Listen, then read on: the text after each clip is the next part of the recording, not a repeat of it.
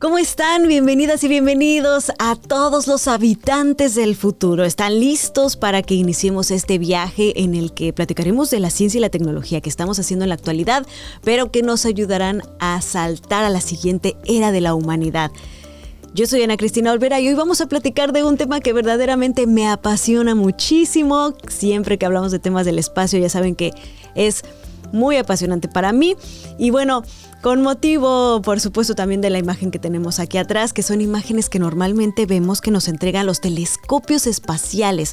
Hoy vamos a platicar sobre esta increíble tecnología, también cómo se conjunta con otra gran tecnología que está en auge en la actualidad, que es la inteligencia artificial, y qué podemos esperar en el futuro con la unión de estas dos tecnologías.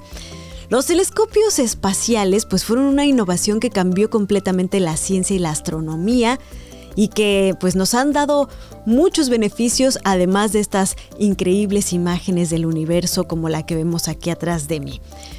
Y es que fue en 1954 cuando los seres humanos se dieron cuenta de que podían lanzar objetos al espacio y colocarlos en la órbita alrededor de la Tierra, cuando se lanzó el Sputnik un 4 de octubre. De que esta tecnología, esta idea de enviar cosas al espacio y que además se mantuvieran en órbita y que estuvieran a diferentes distancias de la Tierra y que les pudieran poner diferentes instrumentos, verdaderamente vendría a revolucionar la ciencia y la tecnología de nuestro planeta. Hasta entonces, la astronomía, que es una de las ciencias más antiguas de la humanidad, una de las primeras actividades científicas que los seres humanos empezaron a tener con la observación de esos cielos estrellados que por supuesto les llamaban muchísimo la atención a nuestros antepasados, ahora podía tomar una nueva dimensión. Hasta el momento en que pudimos lanzar el primer objeto al espacio, pues la astronomía se hacía desde la Tierra y ya había tenido grandísimos avances gracias al descubrimiento de la óptica, de saber cómo captar la luz de mejor manera, la luz que proviene del universo, para poder interpretarla de diferentes maneras y tener más información de lo que estamos viendo.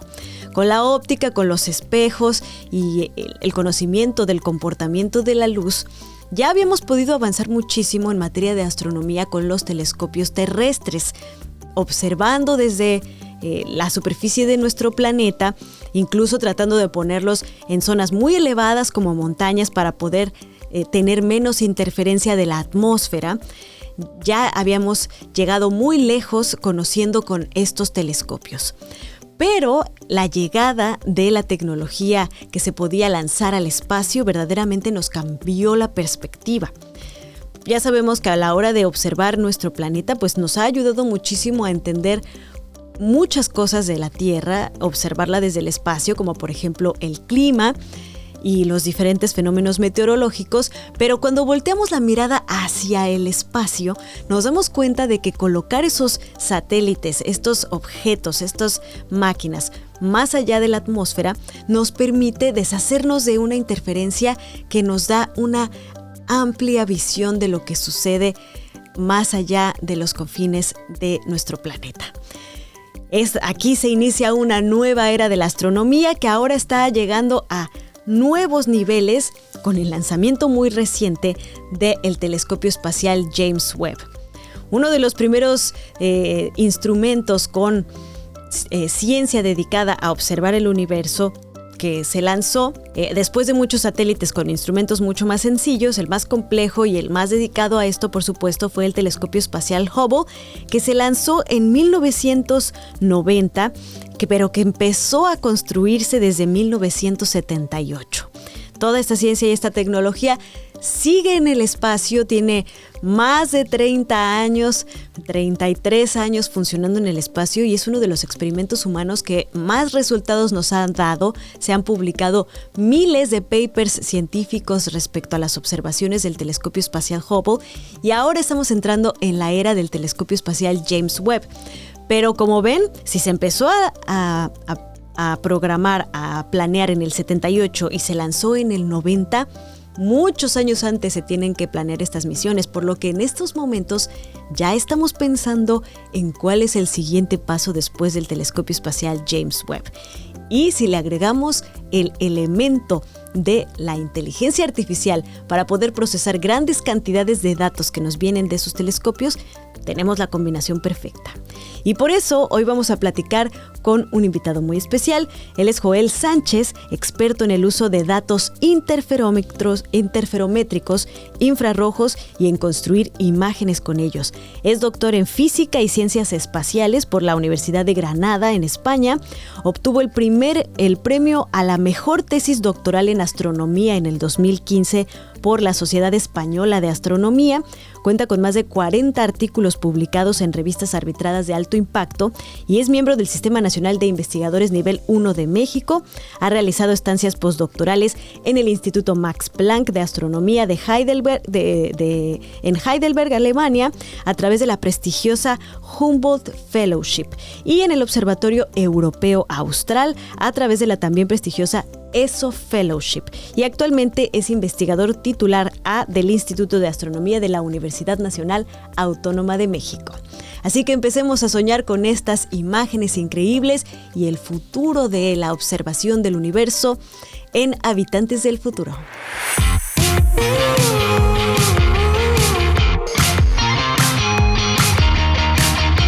Esto es Habitantes del Futuro con Ana Cristina Olvera.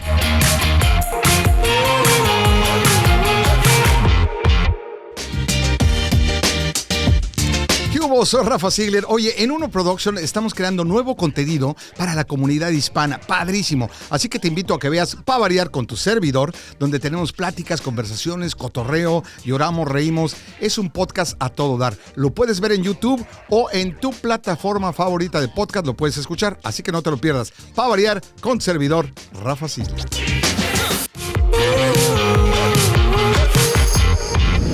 Pues ahora nos transportamos, queridas habitantes del futuro, hasta Atlacomulco, en el Estado de México, en México, para conectarnos con Joel Sánchez, de quien ya les hablé un poco y que nos va a contar más acerca de este apasionante tema, que son los telescopios espaciales, su importancia, su futuro y sobre todo la combinación de estas fascinantes máquinas que a muchos nos encantan porque nos permiten tener imágenes como la que tengo aquí atrás de mí, y otra de las tecnologías que está más en boga últimamente, que es la inteligencia artificial. Joel, bienvenido, gracias por estar con nosotros.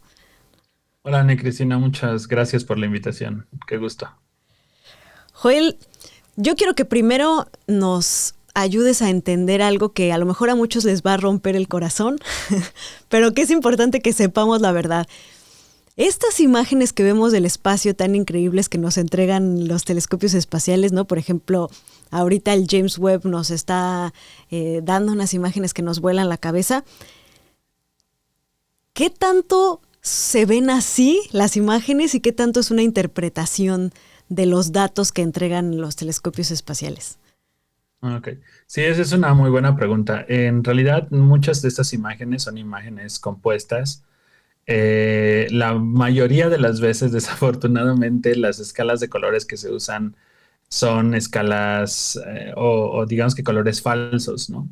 Y esto es porque muchas de esas imágenes son tomadas a longitudes de onda que el ojo humano no puede ver, es decir, a colores que el ojo humano simplemente no puede captar.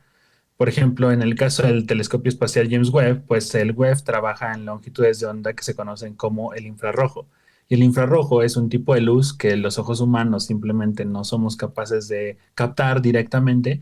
Y entonces las imágenes que nosotros recibimos, pues no tienen un color específico, ¿sabes? Es cierto que nosotros podemos captar imágenes en diferentes filtros o diferentes colores dentro del infrarrojo y después interpretarlas de alguna manera, poniendo diferentes escalas o filtros de color y de esa manera generar las imágenes que se liberan comúnmente al público en general. Pero sí, muchas de esas imágenes no tienen los colores reales como son, ¿no? Son más bien interpretaciones. Muchas veces los colores, la paleta de colores se elige justamente para que interpretemos algunas de las características que vemos en la imagen, ¿no? Y entonces, por ejemplo, ver gradientes de temperatura, ver si algunas regiones, por ejemplo, la nebulosa que tienes atrás de fondo de pantalla son más calientes que otras o más oscuras, más opacas que otras, etcétera. Y eso es normalmente como trabajamos con las escalas de colores, pero no, desgraciadamente no podemos de esa manera, ¿no? Es una interpretación la mayor parte del tiempo.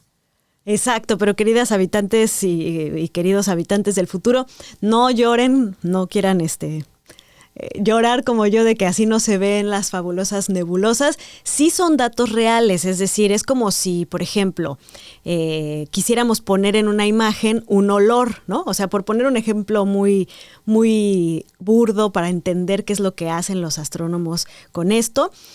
Como los datos que reciben no son datos visuales, ¿no? Datos de colores como tal que existan, es como si quisiéramos ponerle olor a una imagen y entonces deciden, bueno, todo lo que huele a chocolate lo vamos a teñir de café, ¿no? Para poder tener una interpretación visual de los datos que nos están entregando estos increíbles telescopios. Pero ¿por qué, Joel, son tan importantes los telescopios espaciales? ¿O qué particularidades tienen que los hacen tan valiosos a diferencia de, por ejemplo, cuando ponemos un telescopio aquí en la Tierra? Ujú. Esa es una muy buena pregunta. Mira, la verdad es que los telescopios terrestres y los telescopios espaciales son complementarios, ¿no?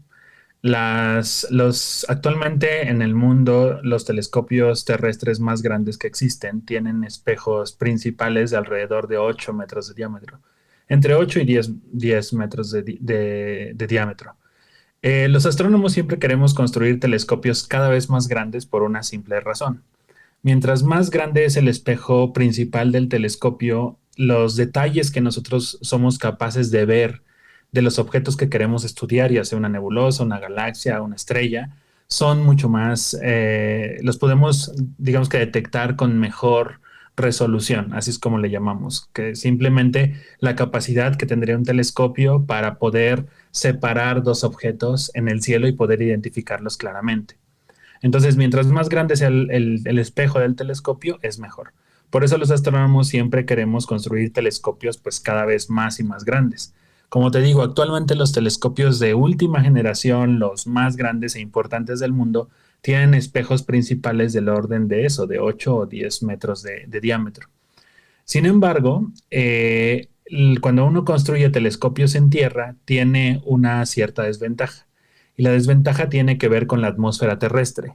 La atmósfera, que para los seres humanos pues, es algo muy importante porque nos permite básicamente vivir, ¿no? Es uno digamos que de los principales factores que permite la vida en la Tierra. Existe dentro de ella pues, el aire que respiramos. También nos protege, por ejemplo, de la radiación ultravioleta del Sol, de los rayos cósmicos, etcétera. Sin embargo, cuando tú quieres observar la luz de una estrella que está a varios decenas de años luz de distancia o cientos de años luz de distancia, la luz cuando atraviesa la atmósfera terrestre sufre un cambio. La onda de luz que llega de esa estrella va sufriendo cambios, se va moviendo dependiendo de la turbulencia que existe en la atmósfera y la masa de aire que tiene que atravesar la luz hasta que llega a los espejos de los telescopios que utilizamos. Entonces, eso quiere decir que de alguna manera la atmósfera degrada las observaciones que nosotros podemos realizar. Los telescopios modernos tienen sistemas de óptica electrónica y mecánica muy sofisticados que permiten hacer correcciones al efecto que tiene la atmósfera sobre las observaciones que queremos realizar. Sin embargo, esas correcciones no siempre son perfectas. Entonces, siempre dependes mucho de la cantidad de turbulencia que haya en la atmósfera y de la corrección que te haga tu sistema para poder observar y entonces sí alcanzar el máximo, digamos que poder de resolución que tiene tu telescopio y aprovecharlo al máximo. En el espacio no tenemos ese problema. En el espacio no existe una atmósfera, de tal manera que nunca tienes que corregir por esas turbulencias. Claro, debes hacer correcciones por la óptica o por el sistema que tenga tu telescopio internamente, pero son mucho más caracterizables, es mucho más fácil determinarlas. Entonces, si tú pones un telescopio en el espacio, al no tener una atmósfera que te genere todos estos problemas, pues básicamente puedes aprovechar siempre las observaciones espaciales.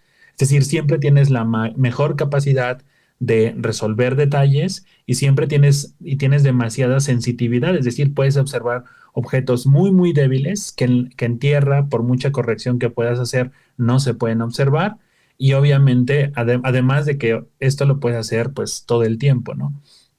Dependiendo de cómo orientes tu telescopio en el espacio y cómo esté localizado, pues puede ser que siempre puedas estar observando, es decir, 24 horas, ¿no? Al Exacto, día. no hay cosa de que se hace de día y se hace de noche, sino siempre están las En mismas el, condiciones, o sea, en general, ¿no? ese es el punto, que en el espacio siempre tienes las mismas condiciones para realizar las observaciones, mientras que en la Tierra tienes todos estos factores que están cambiando, ¿no? Si observas en la luz visible que captan nuestros ojos o en luz infrarroja, en lo que conocemos con el concepto de un telescopio clásico de alguna manera, pues tienes que observar durante la noche, no puedes observar durante el día, luego tienes la turbulencia, a veces pasan nubes, a veces llueve, etcétera, ¿no? Por mucho que tengas los telescopios o estos observatorios en la cima de montañas muy altas, como por ejemplo en Mauna Kea, o en el desierto, como por ejemplo en Chile, o en las Islas Canarias, etcétera, siempre tienes estos factores que están constantemente cambiando, ¿no? En el espacio no, en el espacio sí puedes observar todo el tiempo con los factores, digamos que minimizados, todo este ruido que te pueda generar, entonces por eso es que son tan importantes. ¿Cuál es su telescopio espacial favorito y por qué? Mi telescopio espacial favorito. Bueno, actualmente tengo la fortuna de trabajar con datos perdón, del James Webb. Entonces, sí me gusta mucho el James Webb. Se me hace una máquina muy interesante. Creo que apenas estamos viendo los primeros, digamos que atisbos de lo que va a hacer, de la revolución que va a causar con estas primeras imágenes, con los primeros datos. Pero creo que el Hubble también tiene una historia muy, muy interesante. El telescopio espacial Hubble también significó una gran revolución. Y no ha El telescopio terminado todavía. ha terminado, ha logrado sobrevivir bastante, como que ha visto digamos que el cambio entre la exploración espacial de finales del siglo XX y la del principio del siglo XXI. Entonces también me parece un telescopio muy, muy interesante. Que cabe resaltar que el telescopio espacial Hubble es uno de los experimentos científicos que ha dado más resultados en la historia de la humanidad, ¿no? Sí, sí, y el Hubble es perdón, sí, el Hubble es un telescopio espacial relativamente chiquito, o sea, el espejo primario del Hubble mide menos de 2 metros, o sea, es un telescopio chiquitín, comparado con los que ves ahora mismo en Tierra, e incluso comparado con el James Webb, que tiene un espejo principal de 6.5 metros de diámetro, ¿no? Entonces, es un telescopio que ha dado muchísimo para ser tan pequeñito y relativamente tan simple de utilizar, ¿no? Oye, Joel, y siempre pensamos en el Hubble, en el James Webb, etcétera, pero existen muchos diferentes tipos de telescopios espaciales, ¿no? ¿Cuáles son algunos de estos tipos y por qué se necesitan diferentes tipos? ¿Cuáles son sus características y todo esto? Bueno, o sea, no de Ah, todos, obviamente, pero pues para tener como una noción. claro, justamente tiene que ver también con la atmósfera. La- Como te decía, la atmósfera de la Tierra nos permite vivir porque nos ayuda a bloquear diferentes tipos de radiaciones en lo que conocemos como una onda electromagnética, que es básicamente la luz, ¿no? Es como nuestra Eh, piel de la Tierra, algo así, ¿no? Como que nos protege de muchas cosas y nos contiene. Protege. Justo, pero al mismo tiempo como bloquea diferentes longitudes de onda, diferentes rangos de luz que nosotros podemos observar, no podemos hacer todas las observaciones con telescopios terrestres. Por ejemplo, la atmósfera terrestre nos bloquea los rayos gamma, nos bloquea los rayos X, entonces no podemos hacer observaciones de rayos X desde la superficie terrestre, ¿no? Tenemos que hacerlo con telescopios espaciales. Por ejemplo, está Chandra, que también es un observatorio espacial muy, muy famoso. Está XMM Newton, que es otro telescopio que observaban justamente en rayos X, porque no se podían hacer las observaciones directamente desde Tierra, ¿no? Incluso, bueno, eso también tiene que ver con la manera en la que los mismos telescopios terrestres muchas veces se localizan. Por ejemplo, a longitudes de onda de radio, como en el milimétrico, es común ver que los observatorios se encuentran en la cima de montañas o en lugares muy elevados, a 4.000 metros de altura, 3.000 y cacho metros de altura. Y eso es justamente porque entonces la ventana de la atmósfera que te va tapando se va disminuyendo y entonces puedes observar mejor la radiación. Oye, Joel, ¿y por qué queremos ver esos rayos que no podemos ver a la simple vista? O sea, ¿de qué nos sirve ver los rayos X, los rayos gamma, todo eso? Bueno, lo que pasa es que la luz es un fenómeno, los astrónomos hasta hace poco, hasta el descubrimiento de las ondas gravitacionales, de hecho, los astrónomos solamente teníamos la luz para poder entender el universo. O tal vez, bueno, sigue siendo uno de los principales componentes que tenemos para estudiar cómo se formó y cómo evolucionó el universo.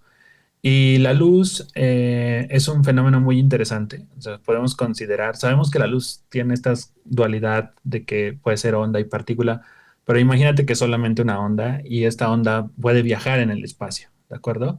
Y además puede tener diferentes tamaños. O sea, podemos medir el tamaño de la onda entre un frente y el siguiente y demás, ¿no? Y eso es lo que yo digo longitud de onda.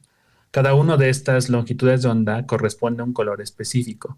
Pero también cada uno de estos colores corresponde a temperaturas específicas. Entonces, depende de qué franja tú estés observando, al menos cuando la radiación tiene un origen térmico, puedes tú caracterizar diferentes temperaturas y diferentes componentes. Por ejemplo, si nosotros observamos en el infrarrojo cercano, vamos a poder ver objetos relativamente calientes. Podemos ver el polvo más caliente que existe, el polvo que forman las nebulosas, el polvo alrededor de estrellas que están naciendo, por ejemplo.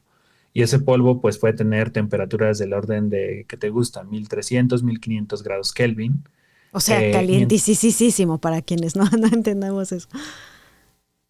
Pero si tú te vas a longitudes de onda del milimétrico, de los milímetros, que son longitudes de onda un poco más largas, entonces tú puedes ver polvo más frío, por ejemplo, ¿no? Uh-huh. Entonces así tener una idea de cómo es que se va enfriando en este caso el polvo. También te da una idea de cómo son los componentes químicos de ese polvo. Es decir, si el polvo es capaz de alcanzar arriba de 1500, qué tipo de granos tienes, si lo conforman silicatos, si lo conforman carbonos. Toda esta información la tienes a partir de las observaciones a diferentes longitudes de onda o a diferentes colores.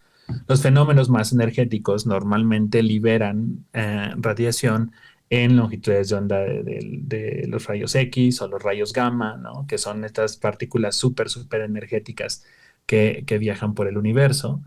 También, no sé, cuando aceleran veo que atrás de ti tienes como una galaxia, no sé si sea un chorro lo que se ve ahí arriba, pero es como liberando energía.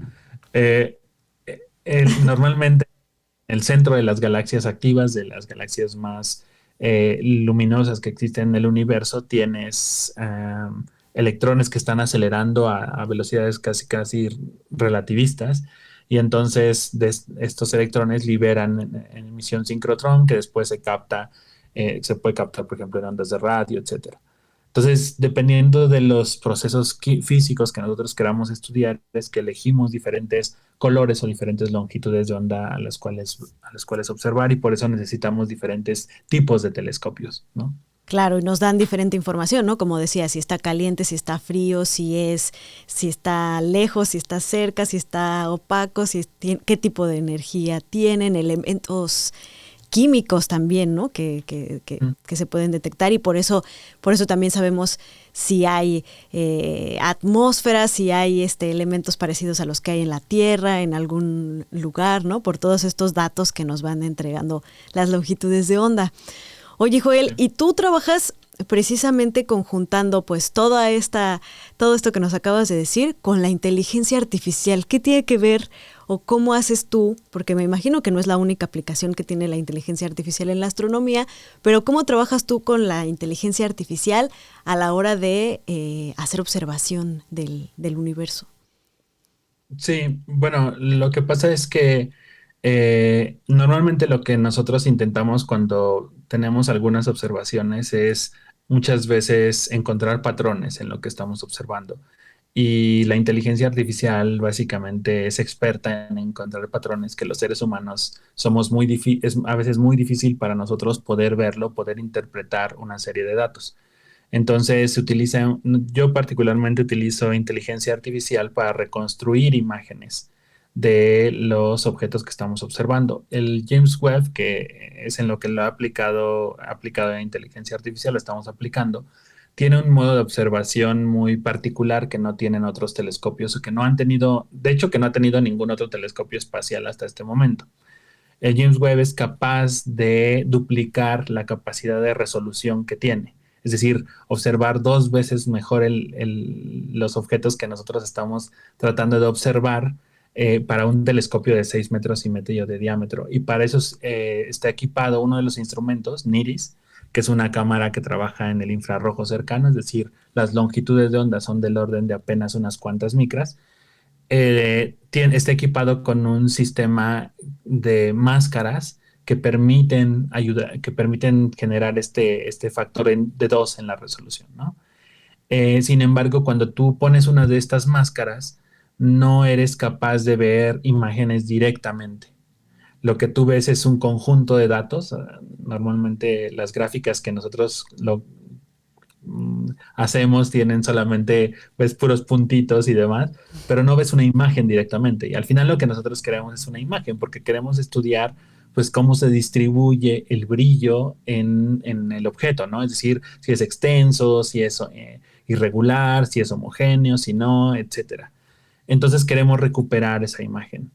Y recuperar una imagen de este conjunto de puntitos no es del todo sencillo. Digo, hay varias técnicas que han ido evolucionando justamente y nos hemos dado cuenta que podemos recuperar imágenes bastante nítidas logrando como el máximo de resolución que nos otorga el telescopio y también de sensitividad, es decir, pudiendo ver imágenes con muy alto contraste si utilizamos algoritmos de inteligencia artificial y por eso es que trabajo con estos nuevos algoritmos para recuperar este tipo de imágenes.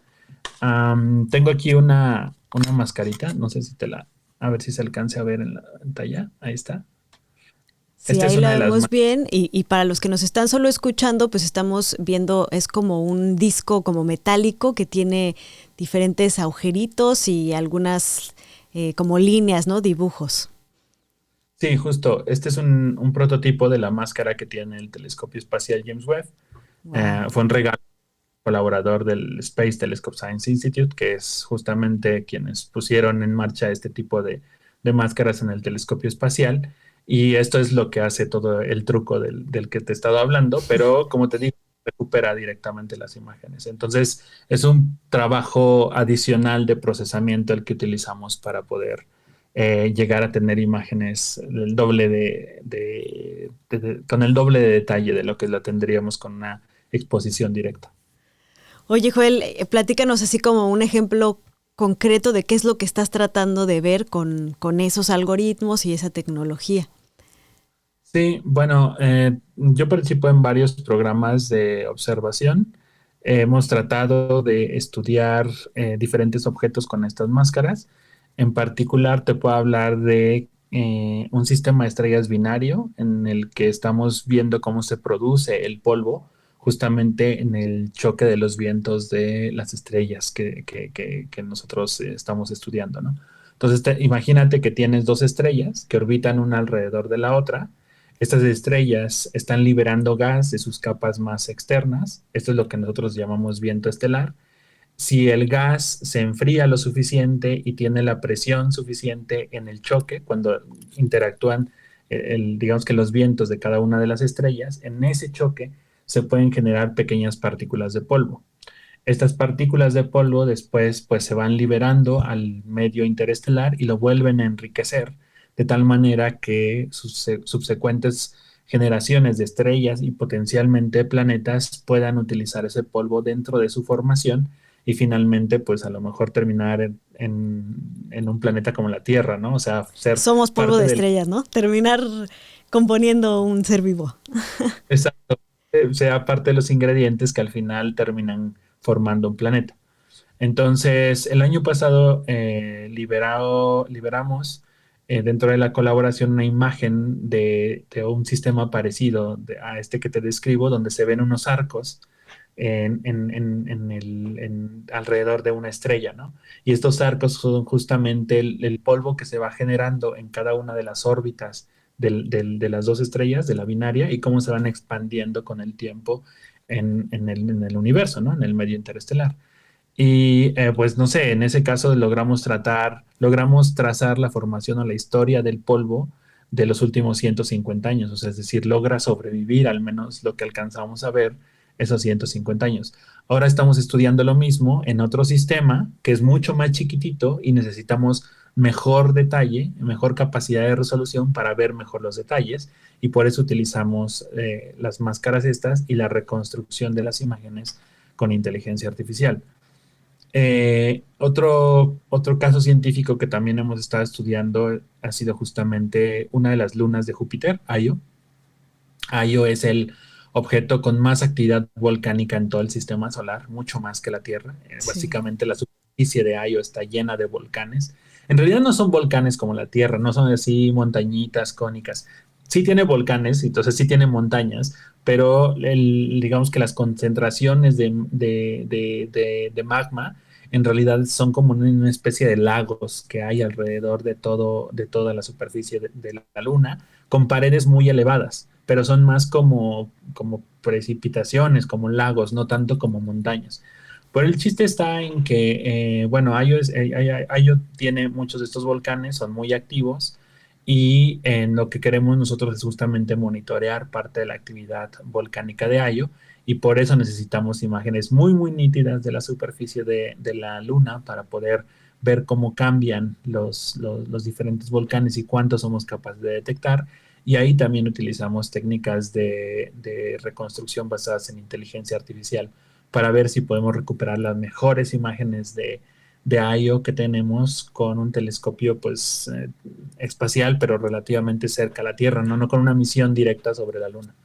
Esa es otra de los casos en los que participo. Wow, qué emoción. Tengo muchísimas ganas de ver a Io o a Io y todos sus volcanes y etcétera con esta nueva tecnología. Joel, conjuntando pues estas herramientas como las que tú trabajas con inteligencia artificial, etcétera, y otros elementos como mencionaste, ¿no? Las ondas gravitacionales y ahora esta nueva dimensión, que bueno, ya dedicaremos una emisión de Habitantes del Futuro a hablar de las ondas gravitacionales para entenderlas bien, pero contigo me gustaría que nos ayudaras a imaginarnos cómo va a ser el futuro un poco de los telescopios espaciales. Una idea que tú tengas, que te gustaría ver o que crees que va a pasar. Bueno, y además mencionar que pues aunque el James Webb parece la última maravilla, pues ya los científicos están pensando en su sucesor desde hace varios años y ya están creando a lo que sigue, ¿no? Sí, hay ya varias discusiones al respecto de lo que va a ser después del periodo del web. Tú sabes que el web tiene una vida estimada de 10 años, se espera que tal vez un poco más, pero no lo sabemos a ciencia cierta.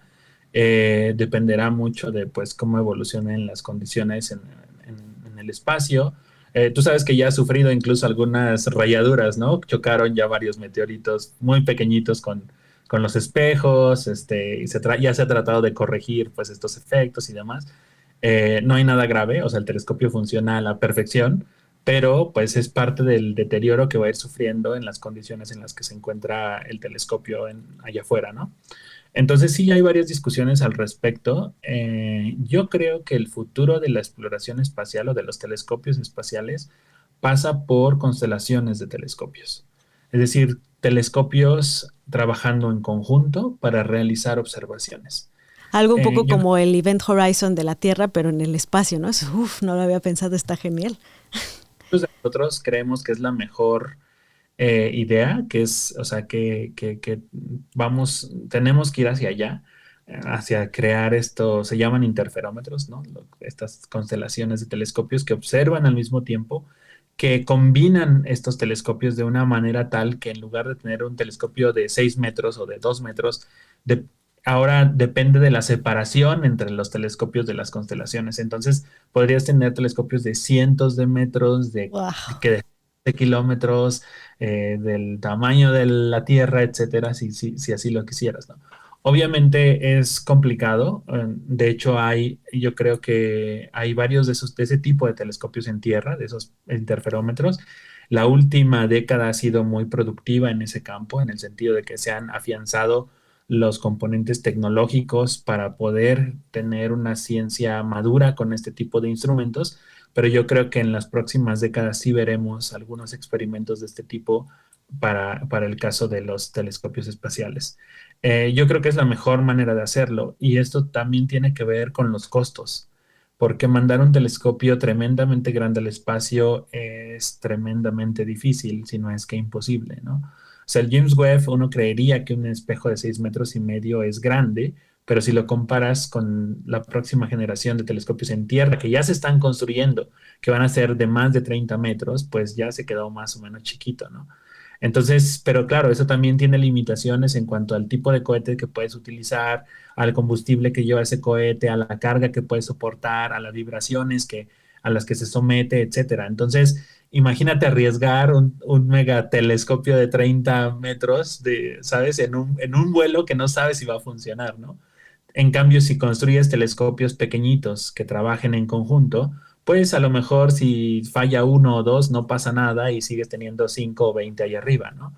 Entonces creo que también esta parte práctica es lo que puede limitar la manera en la que evolucionan los telescopios espaciales en un futuro y yo creo que sí va a pasar por la construcción de interferómetros.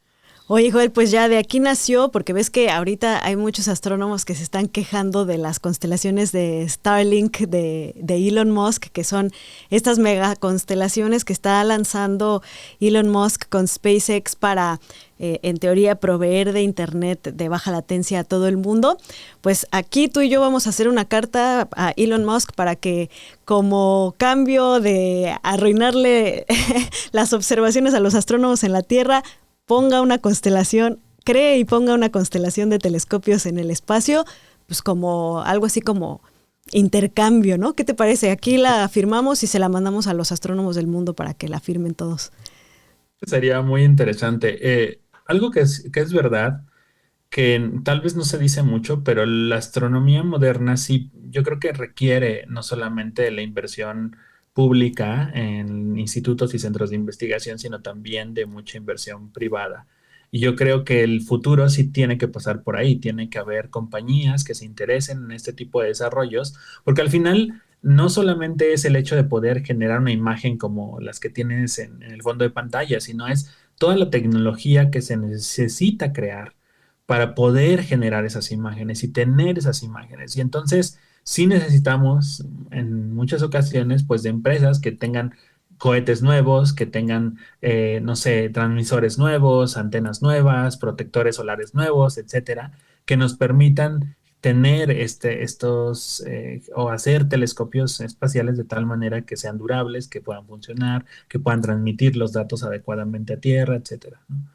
Entonces, eso creo que también es importante. Sí pasa el futuro de la exploración espacial hacer una sinergia entre lo que hacen los gobiernos o las colaboraciones internacionales con, no sé, por ejemplo, como la ESA o la NASA, o la ESO, a también pasar un poco por tener la ayuda o necesitar la ayuda de otras corporaciones privadas o proyectos privados, ¿no? Para el desarrollo de este tipo de instrumentos.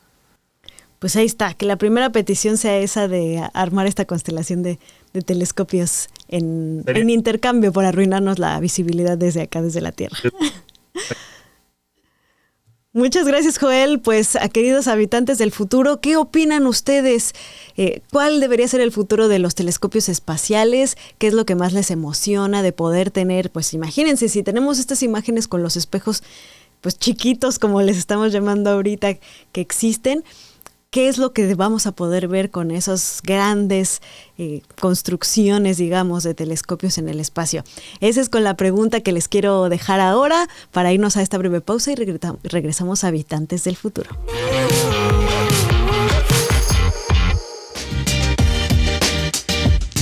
¿Qué hubo? Soy Rafa Ziegler. Oye, en Uno Production estamos creando nuevo contenido para la comunidad hispana. Padrísimo. Así que te invito a que veas Pa' Variar con tu servidor, donde tenemos pláticas, conversaciones, cotorreo, lloramos, reímos. Es un podcast a todo dar. Lo puedes ver en YouTube o en tu plataforma favorita de podcast lo puedes escuchar. Así que no te lo pierdas. Pa' Variar con servidor Rafa Ziegler.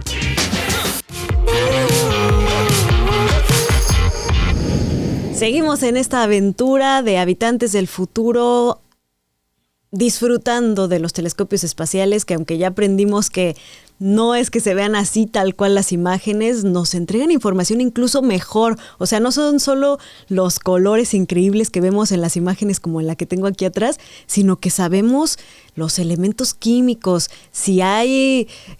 Se puede inferir si hay seres vivos, si hay agua, si hay un montón de cosas a través de toda esa información que nos entregan los telescopios. Y por supuesto que a lo largo de la historia de la humanidad hemos soñado muchísimo con esto y por eso ya estamos en Cultura con doble O.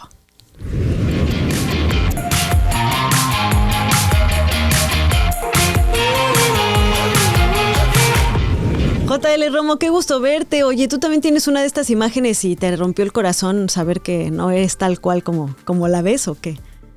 Fíjate que me provoca una reflexión. Hay una frase muy bonita, Ana Cristina, amigas y amigos habitantes del futuro, y que yo creo que en esta parte de los telescopios es también tener fe, y la fe es la certeza de lo que no se ve. O sea, obviamente sí buscamos una interpretación a nuestra realidad de lo que hay más allá de la frontera planetaria. No sé qué piensas tú, Ana Cristina. Sí, justamente a mí me causa fascinación porque justamente estos instrumentos nos permiten ver y sentir y entender más allá de lo que somos capaces, ¿no? De lo que jamás podríamos haber imaginado con nuestras solas capacidades del cuerpo que tenemos, ¿no? Entonces me parece fascinante cómo se convierten estos instrumentos y estas máquinas como en unos segundos ojos, ¿no? Segundos sentidos, y nos entregan tanta información. Y cómo la tecnología aporta a nuestra imaginación, a nuestra capacidad de interpretar nuestro mundo y en este caso nuestro universo, ¿no? Justo en episodios anteriores, ahí se quieren dar la vuelta todos los habitantes del futuro que dicen, está muy chida esta serie, pero ¿cuál es el capítulo 1, 2, 3? En uno de los capítulos platicamos sobre el cinturón de Orión, que eran nosotros de chavito lo interpretábamos aquí en México como los 3 Reyes Magos, ¿no?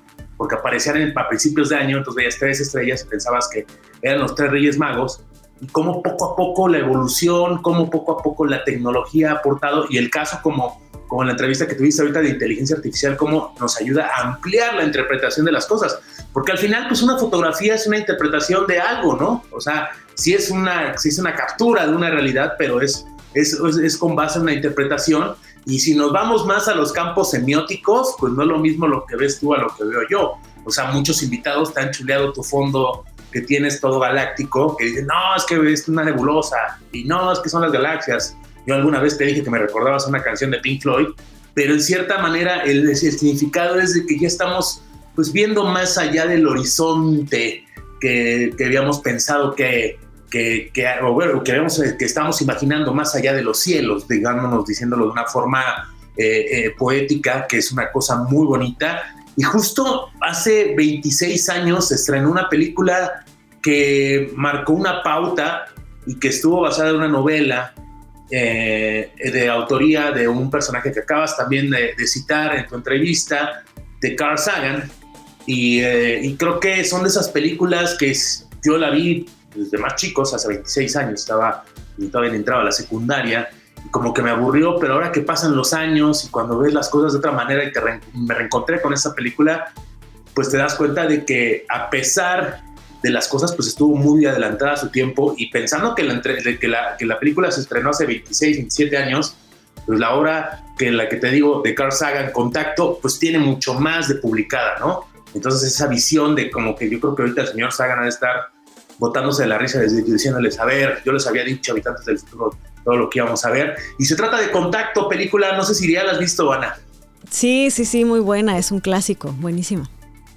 Que es un clásico que también nos reafirma esta parte de la fe, porque siempre hablamos de la fe como una cosa religiosa, pero creo que también en la ciencia existe estos saltos de fe, de arriesgarse y ver más allá, y todo empieza con un telescopio, radiotelescopio para ser específicos, cuando llega una señal que va más allá o que rompe con el orden natural de las cosas, Y este personaje interpretado por la legendaria también ya Jodie Foster nos muestra cómo esta fe de que ya encontramos, ¿no? Y creo que esto se complementa a lo que hemos visto también en capítulos anteriores y creo que hemos platicado fuera del podcast, que muchas veces ya tenemos como el discurso establecido de la conquista por el espacio, pero creo que yo lo adaptaría jugando como en este lenguaje inclusivo, políticamente correcto, intergalácticamente, como establecer contacto con el universo, ¿no? Este contacto a través de la vista, este contacto a través del sonido, como lo vemos obviamente, tal vez voy a sonar un poco repetitivo, pero lo que sucede con contacto, ¿no?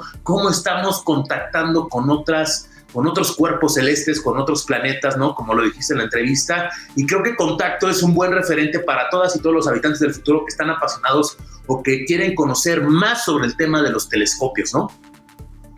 Sí, y un poco para ampliar el tema de la fe, ves que yo estudié filosofía y pues en la filosofía entendemos que, por ejemplo, sin fe pues no podríamos vivir, porque cuando tú das un paso, no sabes si el piso que estabas pisando va a seguir ahí abajo, es un acto de fe completamente, ¿no? Entonces toda nuestra vida es un acto de fe y construir estas herramientas con ciencia y tener fe en ellas, porque finalmente pues no todos vamos a tener los conocimientos necesarios para entender cómo funcionan, pero sí sabemos que tienen un fundamento, ¿no? Entonces, si realmente estos instrumentos se convierten en nuestro enlace con el conocimiento, ¿no? De alguna manera.